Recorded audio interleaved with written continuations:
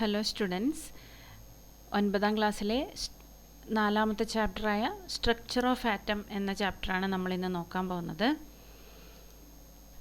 3rd ചാപ്റ്ററിൽ നമ്മൾ ആറ്റത്തിനെ കുറിച്ച് കുറച്ച് ബേസിക്കായ കാര്യങ്ങളൊക്കെ പഠിച്ചിട്ടുണ്ടായിരുന്നു. നമുക്ക് ആറ്റത്തിനെ കുറിച്ച് അറിയാവുന്ന ഒരു തിയറി എന്ന് പറഞ്ഞു കഴിഞ്ഞാൽ ഡാൽട്ടൺസ് അറ്റോമിക് തിയറി ആയിരുന്നു അല്ലേ.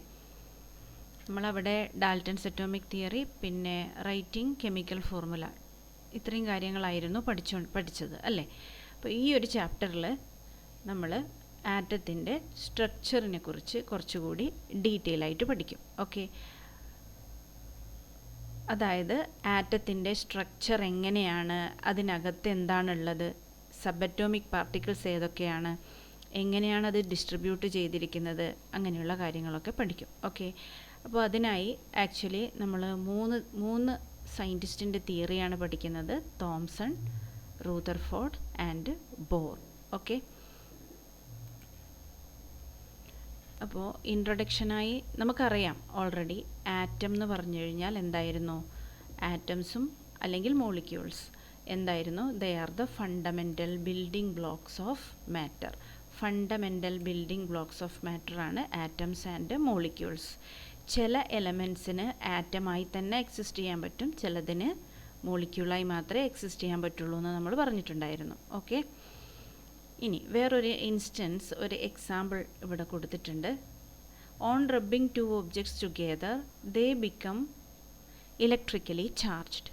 Where does this charge come from? ഈ ഒരു എക്സാമ്പിൾസ് നമ്മൾ 7th 8th ക്ലാസ്സുകളിൽ പഠിച്ചിട്ടുള്ളതാണല്ലേ. അതായത് നമ്മൾ ഒരു സ്കെയിലോ ഒരു ചീർപ്പോ മറ്റോ എടുത്ത് നമ്മുടെ തലമുടിയിൽ ഉരസി അല്ലേ, ചീർപ്പെടുത്ത് മുടി ചീകി കഴിഞ്ഞാൽ, അല്ലെങ്കിൽ ഒരു പെൻസിലോ പേനയോ തലയിൽ ഇങ്ങനെ നമ്മുടെ മുടിയിൽ കുറച്ച് നേരം ഉരസി കഴിഞ്ഞാലുണ്ടല്ലോ, ചെറിയ മൈന്യൂട്ടായിട്ടുള്ള മില്ലിമീറ്റർ തിക്നെസ് അല്ലേ, അത്രയും ചെറുതായിട്ടുള്ള ചെറിയ പേപ്പറിനെ അത് അട്രാക്റ്റ് ചെയ്യും എന്നുള്ളത് നമ്മൾ കണ്ടിട്ടുള്ളതാണ്. ക്ലാസ്സിലൊക്കെ നിങ്ങൾ ചെയ്ത് നോക്കിയിട്ടുണ്ടാവും. ഡൗട്ട് ഉണ്ടെങ്കിൽ ഒന്ന് ചെയ്താൽ മതി.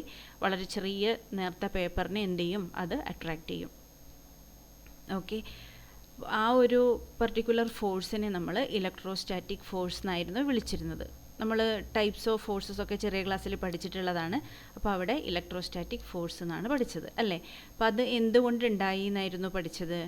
Due to the transfer of electron അല്ലേ. ഇലക്ട്രോൺ ട്രാൻസ്ഫർ അവിടെ നടക്കുന്നുണ്ട്, അല്ലെങ്കിൽ ഒരു ഒബ്ജക്റ്റിന് പോസിറ്റീവ് ചാർജും വേറൊരു ഒബ്ജക്റ്റിന് നെഗറ്റീവ് ചാർജും വരുന്നുണ്ട് അല്ലേ. അങ്ങനെയായിരുന്നു പഠിച്ചത്. അപ്പോൾ എങ്ങനെയാണ് ഈ ചാർജുകൾ വന്നത് എന്നായിരുന്നു നെക്സ്റ്റ് ഒരു സയൻറ്റിസ്റ്റിനുണ്ടായ ക്വസ്റ്റ്യൻ. റബ്ബ് ചെയ്യുന്ന സമയത്ത് എന്തുകൊണ്ട് ചാർജ് വന്നു? ഓക്കെ, അപ്പോൾ ചാർജ് വരാനുണ്ടായ കാരണം ആക്ച്വലി 2 ഒബ്ജക്ട്സ് റബ്ബ് ചെയ്യുന്ന സമയത്ത് ഒരു ഒബ്ജക്റ്റിൽ നിന്ന് 2 ഒബ്ജക്റ്റ് ഉണ്ടെങ്കിൽ ഒരു ഒബ്ജക്റ്റിൽ നിന്ന് കുറച്ച് പാർട്ടിക്കിൾസ് ഇങ്ങോട്ടേക്ക് ട്രാൻസ്ഫർ ആവും. അത് അങ്ങനെ ട്രാൻസ്ഫർ ആയി കഴിഞ്ഞാൽ ഒരെണ്ണത്തിന് പോസിറ്റീവ് ചാർജും വേറൊരെണ്ണത്തിന് നെഗറ്റീവ് ചാർജും വരും. അതായത് ചെറിയ എന്തോ ഒരു പാർട്ടിക്കിൾസ് ഇവിടെ നിന്ന് ഇങ്ങോട്ട് ട്രാൻസ്ഫർ ആവുന്നുണ്ട് എന്നർത്ഥം. അതായത് ആറ്റമാണ് ഏറ്റവും ചെറിയ ഫണ്ടമെൻ്റൽ ബിൽഡിംഗ് ബ്ലോക്ക്, അതിനെ നമുക്ക് ഡിവൈഡ് ചെയ്യാൻ പറ്റില്ല, അങ്ങനെയൊക്കെയാണ് നമ്മൾ പഠിച്ചത് അല്ലേ. പക്ഷേ അതിനകത്ത് ചെറിയ എന്തോ ഒരു പാർട്ടിക്കിൾ ഉണ്ടെന്നും അതിങ്ങനെ ട്രാൻസ്ഫർ ചെയ്യാൻ പറ്റുന്നുണ്ടെന്നും വന്നു അല്ലേ. അപ്പോൾ അതിനെക്കുറിച്ച്, അതായത് ഡാൽട്ടൺസ് അറ്റോമിക് തിയറി നമുക്ക് എന്ത് ചെയ്യാൻ പറ്റിയില്ല, എല്ലാ കാര്യങ്ങളും എക്സ്പ്ലെയിൻ ചെയ്യാനോ ഒന്നും പറ്റിയില്ല. അതുകൊണ്ട് എന്ത് ചെയ്തു,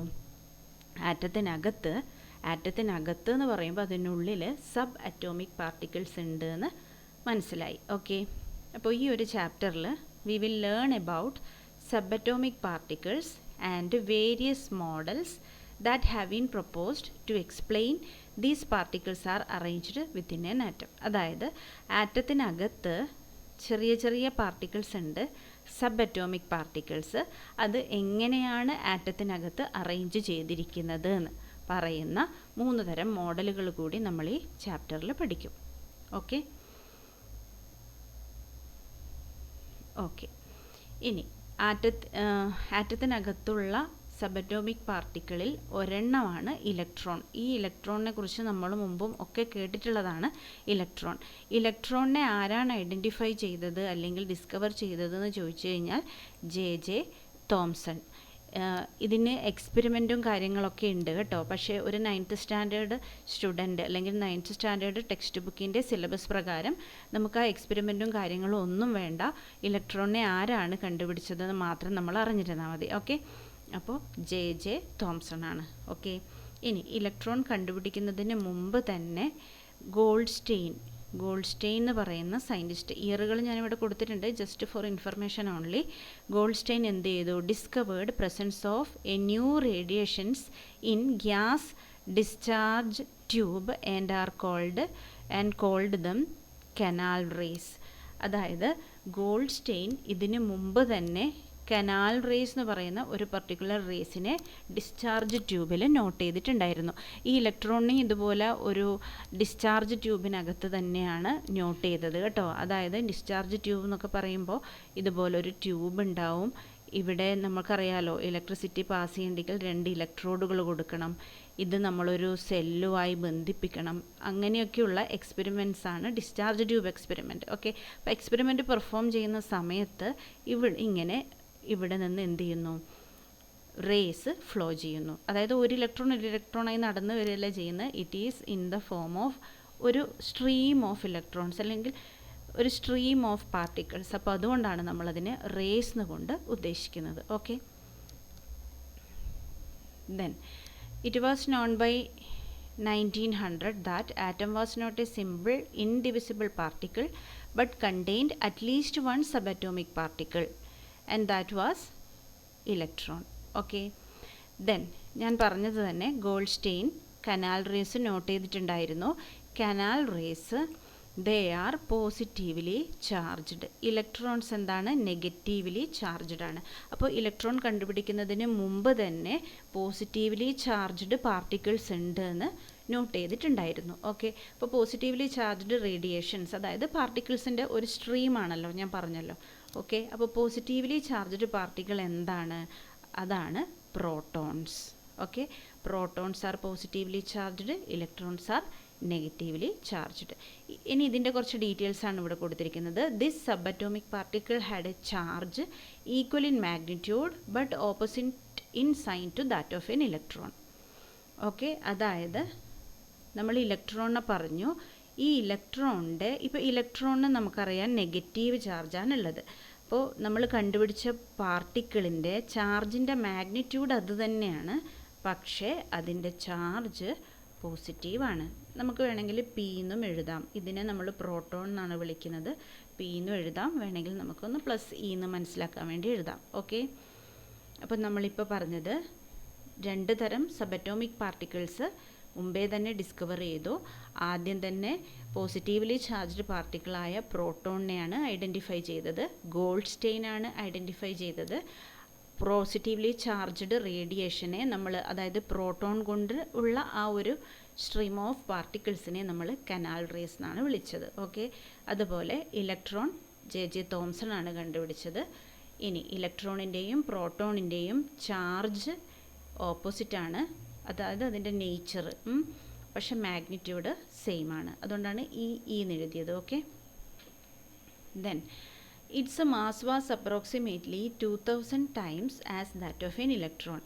ചാർജും അതൊക്കെ ഈക്വൽ, അതായത് മാഗ്നിറ്റ്യൂഡ് ഓഫ് ചാർജൊക്കെ ഈക്വൽ ആണെങ്കിലും എന്തുണ്ട്? മാസ് ഓഫ് പ്രോട്ടോൺ എന്ന് പറഞ്ഞു കഴിഞ്ഞാൽ ഇലക്ട്രോണിനേക്കാളും വളരെയധികം കൂടുതലാണ്. കണ്ടോ, 2000 മടങ്ങ് കൂടുതലാണ്. ഇലക്ട്രോണിൻ്റെ മാസിനേക്കാളും 2000 മടങ്ങ് കൂടുതലാണ് പ്രോട്ടോണിൻ്റെ മാസിന്. ഓക്കെ, ഇത് ഞാൻ പറഞ്ഞു. It was given the name proton. In general electron is represented by e minus. ഇങ്ങനെയും നമുക്ക് എഴുതാം കേട്ടോ. നിങ്ങളിങ്ങനെ എഴുതിയാൽ മതി. നിങ്ങളുടെ ടെക്സ്റ്റ് ബുക്കിൽ ഇങ്ങനെയാണല്ലോ, e minus and proton as P plus. ഈ പ്ലസും മൈനസും എഴുതാതെ ഇ എന്നും പി എന്നും എഴുതിയാലും കുഴപ്പമൊന്നുമില്ല കേട്ടോ. The mass of a proton is taken as 1 unit and its charge as +1. The mass of an electron is considered to be negligible. കാരണം പറഞ്ഞല്ലോ ഇലക്ട്രോണിനേക്കാളും 2000 മടങ്ങ് പ്രോട്ടോണിന് മാസ് ഉണ്ട് എന്ന് പറയുമ്പോൾ ഇലക്ട്രോണിൻ്റെ മാസ് നെഗ്ലിജിബിൾ ആണെന്ന് പറയാമല്ലോ. വളരെ കുറവല്ലേ, 1/2000 ടൈംസ് ആയിട്ട് വരും അല്ലേ. And it's charge is -1. Okay, clear ആണെന്ന് വിചാരിക്കുന്നു. ദെൻ നമ്മുടെ ടെക്സ്റ്റ് ബുക്കിൽ ക്വസ്റ്റ്യൻസ് കൊടുത്തിട്ടുണ്ട്. വാട്ട് ആർ കനാൽ റേസ് പറഞ്ഞിരുന്നല്ലോ നമ്മളിപ്പോൾ അല്ലേ. The radiations that are positively charged are called canal rays. Okay, എന്താണ് ഈ കനാൽ റേസ് എന്ന് ചോദിച്ചു കഴിഞ്ഞാൽ they are actually proton. Okay, അപ്പോൾ ഇതിൻ്റെ ആൻസർ ഇങ്ങനെ പഠിച്ചു വെക്കുക. If an atom contain 1 electron and 1 proton, will it carry any charge or not? അതായത് ആറ്റത്തിന് ചാർജ് ഉണ്ടോ എന്നാണ് ക്വസ്റ്റ്യൻ. അപ്പോൾ ആറ്റത്തിനകത്ത് ഈ ഒരു ആറ്റത്തിനകത്ത് എന്താ പറഞ്ഞിരിക്കുന്നത്? 1 ഇലക്ട്രോണും 1 പ്രോട്ടോണും അല്ലേ പറഞ്ഞിരിക്കുന്നത്? കണ്ടോ, 1 ഇലക്ട്രോൺ ആൻഡ് 1 പ്രോട്ടോൺ. കണ്ടോ, അപ്പോൾ നമുക്കറിയാം പ്രോട്ടോണിൻ്റെ ചാർജ് നമ്മൾ +1 എടുത്തു കഴിഞ്ഞാൽ ഇലക്ട്രോണിൻ്റെ ചാർജ് -1 ആണ്. അപ്പോൾ ടോട്ടൽ ചാർജ് എന്തായിട്ട് വരും? 0 ആയിട്ട് വരും. അതായത് atom as a whole is neutral. Okay, then structure of atom. Dalton's atomic theory in chapter 3, which suggested that the atom was indivisible and indestructible. അങ്ങനെയാണ് പറഞ്ഞത് അല്ലേ Dalton's atomic theory. But the discovery of 2 fundamental particles inside the atom led to failure this aspect of Dalton's atomic theory. അതായത് Dalton's atomic theory പ്രകാരം ആറ്റത്തിനകത്ത് പിന്നെ ഒന്നുമില്ല, അതാണ് ഏറ്റവും ചെറുത് എന്നുള്ള രീതിയിലാണല്ലേ പറഞ്ഞത്. പക്ഷേ 2 പുതിയ ഫണ്ടമെൻ്റൽ പാർട്ടിക്കിൾസ് ഇലക്ട്രോൺസും പ്രോട്ടോൺസും കണ്ടുപിടിച്ചതിന് ശേഷം അതിൻ്റെ ഡാൽട്ടൺസ് അറ്റോമിക് തിയറിയുടെ വാലിഡിറ്റി പിന്നെ പോയി, അല്ലേ, അത് ഫെയിലായി. ഇനി ഫസ്റ്റ് ആറ്റം മോഡൽ ആരാണ് പ്രൊപ്പോസ് ചെയ്തതെന്ന് ചോദിച്ചു കഴിഞ്ഞാൽ J Thomson. J. Thomson was the first one to propose a model for the structure of atom. അതായത് ഒരു ആറ്റത്തിൻ്റെ സ്ട്രക്ചർ എങ്ങനെ ഇരിക്കും എന്ന് പ്രൊപ്പോസ് ചെയ്തത് തോംസൺ ആണ്. ഓക്കെ, അപ്പോൾ തോംസൺ എന്താണ് പറഞ്ഞിരിക്കുന്നത് നമുക്ക് നോക്കാം. Okay, Thomson proposed the model of an atom to be similar to that of a Christmas pudding. ഇപ്പോൾ ക്രിസ്മസ് പുഡിംഗ് പോലെയാണ് ആറ്റം എന്നാണ് പറഞ്ഞത് J Thomson. Okay, Christmas pudding എന്ന് പറഞ്ഞാൽ നമുക്കറിയാമല്ലോ, പുഡിംഗ് ഉണ്ട്, പുഡിങ്ങിനകത്ത് മെയിനായിട്ട് നമുക്ക് മുന്തിരി അല്ലെങ്കിൽ റേസിൻസ് ഇങ്ങനെ ഉണ്ടാവും അല്ലേ, സാധാരണ ഇങ്ങനെയല്ലേ ഉണ്ടാവുക. ഓക്കെ, അപ്പോൾ അതുപോലെ the electrons in a sphere of positive charge where like dry fruits in a spherical Christmas pudding. അതായത് നമുക്കിപ്പോൾ മനസ്സിലായിട്ടുണ്ട് എന്ത്, പോസിറ്റീവ് ചാർജും നെഗറ്റീവ് ചാർജും ഉണ്ട് എന്ന് മനസ്സിലായിട്ടുണ്ട്. അതെങ്ങനെയാണെന്നോ പാർട്ടിക്കിളായിട്ട് നിൽക്കുന്നുണ്ടോ ആ കാര്യങ്ങളൊന്നും തോംസൺ ആറ്റത്തിനെ കുറിച്ച് തിയറി പറയുന്ന സമയത്ത് മനസ്സിലായില്ല. അപ്പോൾ തോംസൺ പറഞ്ഞത് ഈ സംഭവം മൊത്തം ഉണ്ടല്ലോ, ഈ സ്ഫിയർ കംപ്ലീറ്റ് പോസിറ്റീവ് ചാർജും അതിനകത്ത് എന്തുണ്ട്, ഇലക്ട്രോൺസ് ഇങ്ങനെ എംബഡ് ചെയ്ത് നിൽക്കുവാണ്. ഇതിനെ തന്നെ നമുക്ക് വേറൊരു രീതിയിലും പറയാം. അതായത് it is similar to that of a watermelon നമുക്ക് എല്ലാവർക്കും അറിയാമല്ലോ. വാട്ടർമെലണിനകത്ത് വാട്ടർമെലണിൻ്റെ സീഡ്സ് ഇലക്ട്രോൺസും ആ റെഡ് കളർ പാർട്ട് ഉണ്ടല്ലോ അത് കംപ്ലീറ്റ് എന്തായിട്ടും വരും, ബാക്കി പോസിറ്റീവ്ലി ചാർജ്ഡ് പോർഷനായിട്ടും വരും. ഓക്കെ, അതായത് വലിയൊരു പോസിറ്റീവ്ലി ചാർജ്ഡ് സ്ഫിയർ, അതിനകത്ത് അവിടെ ഇവിടെയായി ആരുണ്ട്, ഇലക്ട്രോൺസ് ഉണ്ട്. അതായത് ഇതുപോലെ ഇരിക്കും.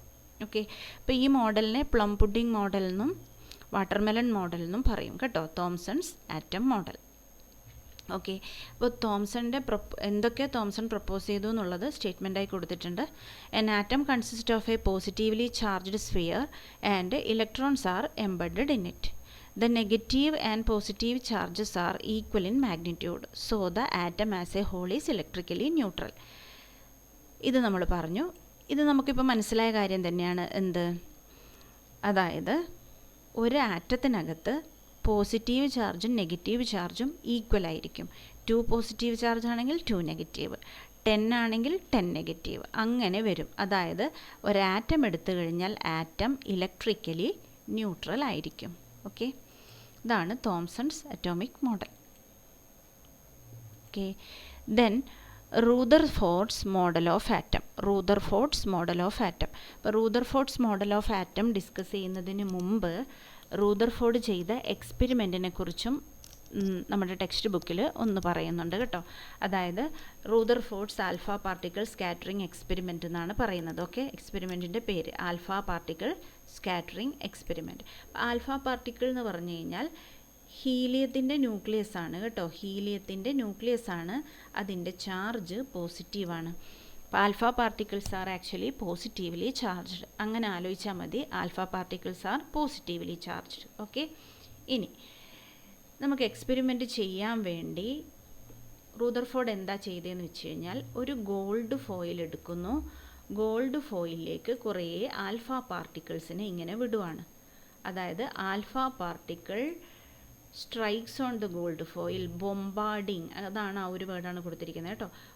അതായത് ഗോൾഡ് ഫോയിലിൽ ഇങ്ങനെ ആൽഫ പാർട്ടിക്കിൾ വന്ന് സ്ട്രൈക്ക് ചെയ്യുന്നു. എന്നിട്ട് എന്ത് നമ്മൾ പ്രതീക്ഷിക്കുന്നു, അത് കംപ്ലീറ്റിങ് റിഫ്ലക്റ്റ് ചെയ്ത് വരുമോ, അല്ല അതിനകത്തേക്കൂടെ കടന്നു പോവോ, അങ്ങനെയുള്ള കാര്യങ്ങൾ നോക്കി ആറ്റത്തിൻ്റെ ഉള്ളിൽ പൊള്ളയാണോ അല്ല ഫുള്ള് കംപ്ലീറ്റ് ഫിൽഡാണോ, അങ്ങനെയുള്ള കാര്യങ്ങളൊക്കെ മനസ്സിലാക്കാമല്ലോ നമുക്ക്. അപ്പോൾ അതിനു വേണ്ടിയാണ് അങ്ങനെ ചെയ്തത്. Okay, he selected a gold foil because he wanted as thin a layer as possible. അതായത് നമുക്കറിയാം ഗോൾഡിൻ്റെ പ്രത്യേകത അല്ലേ, ഗോൾഡും സിൽവറൊക്കെ നമ്മൾ പഠിച്ചിട്ടുണ്ട്, മാല്യബിളും ഡക്റ്റൈലും ഒക്കെ ആയിട്ടുള്ള മെറ്റലാണല്ലോ. അപ്പോൾ വളരെ തിന്നായിട്ടുള്ള ഒരു ഷീറ്റ് കിട്ടാൻ വേണ്ടിയാണ് ഗോൾഡ് എടുത്തത്. അത്രയും തിന്നായത് കിട്ടിക്കഴിഞ്ഞാൽ നമുക്ക് എന്ത് ചെയ്യാൻ പറ്റും, നമുക്ക് കൂടുതൽ ആറ്റത്തിലേക്ക് റീച്ച് ചെയ്യാൻ പറ്റുമല്ലോ. ഭയങ്കര വണ്ണം കൂടിയത് എടുത്തു കഴിഞ്ഞാൽ ആറ്റത്തിനെക്കാട്ടിയും ഒരുപാട് വലിപ്പമുള്ള ഒബ്ജക്റ്റല്ലേ ഉണ്ടാവും. അപ്പോൾ ഏകദേശം ഒരു ആറ്റത്തിൻ്റെ വലിപ്പം കിട്ടൂലെങ്കിലും മിനിമം ആക്കാൻ വേണ്ടിയാണ് എന്ത് ചെയ്തത്, ഗോൾഡ് ഫോയിൽ സെലക്ട് ചെയ്തത്. Okay then alpha particles are doubly charged helium ions. അപ്പോൾ എന്താണ് ആൽഫ പാർട്ടിക്കിൾ എന്നൊരു ക്വസ്റ്റ്യൻ വരുവാണെങ്കിൽ you can write this answer കേട്ടോ. Doubly charged helium ions He2+. Okay, since they have a mass of 4u, the fast moving alpha particles have a considerable amount of energy. Okay, അതായത് അതിനെന്തായാലും energy ഉണ്ട് എന്നാണ് പറഞ്ഞിരിക്കുന്നത്. അതുണ്ടാവുമല്ലോ, എന്തായാലും ഒരു particle move ചെയ്യുമ്പം അതിന് energy ഉണ്ട്. നമ്മുടെ എക്സ്പെക്റ്റേഷൻ എന്തായിരുന്നു, അതായത് റൂദർഫോർഡിൻ്റെ എക്സ്പെക്റ്റേഷൻ എന്തായിരുന്നു, it was expected that alpha particles would be deflected by the subatomic particle in gold atoms. അതായത് ആൽഫ പാർട്ടിക്കിൾസിന് ഡിഫ്ലക്ഷൻ ഉണ്ടാവും. അതായത് ഇങ്ങനെ നേരെ പോകേണ്ട ആൾ ഒന്നുകിൽ വളഞ്ഞിട്ടോ അല്ലെങ്കിൽ ഇങ്ങനെ നല്ലോണം വളഞ്ഞിട്ടോ ഇങ്ങനെ തിരിച്ചോ അങ്ങനെ എന്തെങ്കിലും ഒരു, അതായത് നേരെ അല്ലാതെ ഒരു ഡിഫ്ലക്ഷൻ ഉണ്ടാവുമെന്നാണ് എക്സ്പെക്റ്റ് ചെയ്തത്. Okay. Since the alpha particles were much heavier than the protons, he did not expect to see large deflection. ഒരുപാട് ലാർജ് ഡിഫ്ലക്ഷൻ ഉണ്ടാവുമെന്ന് പ്രതീക്ഷിക്കുകയും ചെയ്തില്ല, എന്നാലും ഡിഫ്ലക്ഷൻസ് ഹി എക്സ്പെക്റ്റഡ്. ഓക്കെ, അതായത് ഈ പോകുന്നയാൾ വളരെ ഹെവി ആയതുകൊണ്ട് ഇയാളെ ഒരുപാട് ഡിഫ്ലക്റ്റ് ചെയ്യിപ്പിക്കാൻ പറ്റുമെന്ന് വിചാരിച്ചില്ല, എന്നാലും എക്സ്പെക്റ്റഡ് ഡിഫ്ലക്ഷൻസ്. ഓക്കെ, ഡിഫ്ലക്ഷൻ ഉണ്ടാവുമെന്ന് വിചാരിച്ചു. അതായത് ഇപ്പോൾ നോക്കിക്കഴിഞ്ഞാൽ കുറേ എണ്ണം ഇങ്ങനെ സ്ട്രെയിറ്റ് ആയിട്ട് പോയിട്ട് കാണുന്നില്ലേ, ഇങ്ങനെയല്ല പ്രതീക്ഷിച്ചത്, ഇതിന് എന്തെങ്കിലും ഒരു മാറ്റം പ്രതീക്ഷിച്ചു. ഓക്കെ, അപ്പോൾ ഇവിടെ നോക്കുമ്പോൾ ഒരുപാട് ആൽഫ പാർട്ടിക്കിൾസ് ഇങ്ങനെ കണ്ടോ, നേരെ അങ്ങ് പോയിട്ടുണ്ട് വിത്തൗട്ട് എനി ഡിഫ്ലക്ഷൻ. കണ്ടോ, ഇനി കുറച്ചെണ്ണം മാത്രം ഡിഫ്ലക്റ്റ് ചെയ്തിട്ടുണ്ട്, ചിലത് പോയ പോലെ തിരിച്ചു വന്നിട്ടുണ്ട്. കണ്ടല്ലോ, ചിലത് പോയ പോലെ വളരെ കുറച്ച്, ഇവിടെയാണെങ്കിൽ ഇപ്പോൾ ഒറ്റൊരെണ്ണേ ഉള്ളൂ, പോയതുപോലെ തിരിച്ചു വന്നിട്ടുണ്ട്. ഇതും ഏകദേശം കണ്ടോ, ബാക്കി ഇതിനും ചെറിയൊരു ഡിഫ്ലക്ഷൻ ഉണ്ട്. ബാക്കി മാക്സിമം നമ്പറും എന്ത് ചെയ്തിട്ടുണ്ട്, അതിനകത്തേക്കൂടെ തന്നെ കടന്നു പോയിട്ടുണ്ട്. അപ്പോൾ ഈ ബേസ്ഡ് അപ്പോൺ ദിസ് എന്ത് ചെയ്യുന്നു, ഇതിനെയൊന്നും നമുക്ക് കാണാൻ പറ്റില്ല കേട്ടോ, ആൽഫ പാർട്ടിക്കിളിനെ നമുക്ക് കാണാൻ പറ്റില്ല. പക്ഷേ നമ്മളിവിടെ ഒരു ഫ്ലൂറസെൻ്റ് ടൈപ്പ് സ്ക്രീൻ ഫിറ്റ് ചെയ്യുകയാണെങ്കിൽ ഇവിടെ വന്ന്, അതായത് ഒരു സ്ക്രീന് അതിന് ലൈറ്റ് ഇങ്ങനെ വന്ന് വീണാൽ അവിടെ മാർക്കുകൾ വരുന്ന ടൈപ്പ് സ്ക്രീനില്ലേ, അങ്ങനെ എത്ര എണ്ണം വന്നു എന്ന് നമുക്ക് മനസ്സിലാക്കാൻ വേണ്ടി പറ്റും കേട്ടോ. പക്ഷേ കണ്ണുകൊണ്ട് കാണാൻ പറ്റില്ല. അങ്ങനെയാണ്. എക്സ്പെരിമെൻ്റൽ സെറ്റപ്പ് ഒന്നും നമുക്ക് പഠിക്കാനില്ല, അതുകൊണ്ടാണ് ഡീറ്റെയിൽ ആയിട്ട് പറയാത്തത്. Then what were the observations? Most of the fast moving alpha particles passed straight through the gold foil. നമ്മളത് കണ്ടു. Some of the alpha particles were deflected by the foil by small angles. അല്ലേ, ചെറുത്, ചിലത് മാത്രം ചെറിയൊരു deflection ഉണ്ടായി. Surprisingly 1 out of every 12,000 particles appeared to rebound. അതായത് ഇങ്ങനെ തിരിച്ചു വന്നില്ലേ കംപ്ലീറ്റ്, അങ്ങനെ വന്നത് എത്രയാ, നമ്മൾ 12,000 പാർട്ടിക്കിൾസ് എടുക്കുമ്പോൾ 12,000 പാർട്ടിക്കിൾസ് എടുക്കുമ്പോൾ അതിൽ ഒരെണ്ണം മാത്രം, അതായത് ഒരുപാട് പാർട്ടിക്കിൾസിൽ വളരെ ചെറിയ നമ്പർ മാത്രം അതേപോലെ തിരിച്ചു വന്നു. പിന്നെ കുറച്ചുകൂടി എണ്ണത്തിന് ചെറിയ ഡിഫ്ലക്ഷൻ ഉണ്ടായി, മാക്സിമവും വിത്തൗട്ട് ഡിഫ്ലക്ഷൻ പാസ് ചെയ്തു പോയി. ഓക്കെ, അപ്പോൾ ഇതിൻ്റെ ബേസിൽ നമുക്ക് എന്ത് കൺക്ലൂഡ് ചെയ്യാം? ഇതാണ് ഒബ്സർവേഷൻ. അതിൻ്റെ ബേസിലുള്ള കൺക്ലൂഷൻസാണ് ഇവിടെ കൊടുത്തിരിക്കുന്നത്. Okay, most of the space inside the atom is empty because most of the alpha particles pass through the gold foil without getting deflected. Deflection ഇല്ലാതെ കടന്നുപോയി, അതായത് തടസ്സങ്ങളൊന്നും അവിടെ ഇല്ല. അതുകൊണ്ട് most of the space inside the atom is empty. Very few particles were deflected from their path, indicating that positive charge of the atom occupies very little space.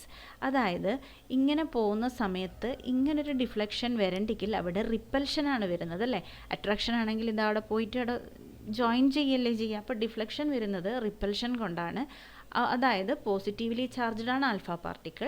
അപ്പോൾ positively charged ആയിട്ടുള്ള എന്തോ ഒരു ചാർജിൻ്റെ അതിനകത്തുള്ള സ്പേസ് വളരെയധികം കുറവാണ്. കാരണം ചില സ്ഥലങ്ങളിൽ മാത്രമേ ഇത് സംഭവിച്ചിട്ടുള്ളൂ. Then a very small fraction of alpha particles were deflected by 180 degree, indicating that all the positive charge and mass of the gold atom were concentrated in a very small volume within the atom. അതായത് ഇങ്ങനെ പോയ ആൾ അതേപോലെ തിരിച്ചു വന്നത് വളരെ ചെറിയ portions മാത്രമാണ് അല്ലേ. അതായത് പോസിറ്റീവ് ചാർജ് ഇതിനകത്തുണ്ട് എന്ന് നമുക്കറിയാം, പക്ഷേ ആ പോസിറ്റീവ് ചാർജ് ഒരുപാട് സ്ഥലത്ത് അങ്ങനെ സ്പ്രെഡായി നിൽക്കുന്നില്ല, ഒരു സ്ഥലത്ത് തന്നെ കോൺസെൻട്രേറ്റ് ചെയ്തിട്ടാണുള്ളത് എന്ന് അല്ലേ. ഇനി അഥവാ അങ്ങനെ ആയിരുന്നില്ലെങ്കിൽ അവിടുന്ന് ഇവിടുന്നൊക്കെ ഡിഫ്ലക്ഷൻ വരണമായിരുന്നല്ലോ അല്ലേ. അങ്ങനെ വന്നിട്ടില്ല. അപ്പോൾ അത് ഒരു സ്ഥലത്ത് കോൺസെൻട്രേറ്റ്, വളരെ ചെറിയ സ്ഥലത്ത് കോൺസെൻട്രേറ്റ് ചെയ്ത് നിൽക്കുന്നു എന്നും മനസ്സിലായി. ഓക്കെ, അപ്പോൾ ഇതാണ് റൂദർഫോർഡിൻ്റെ ആറ്റം മോഡൽ.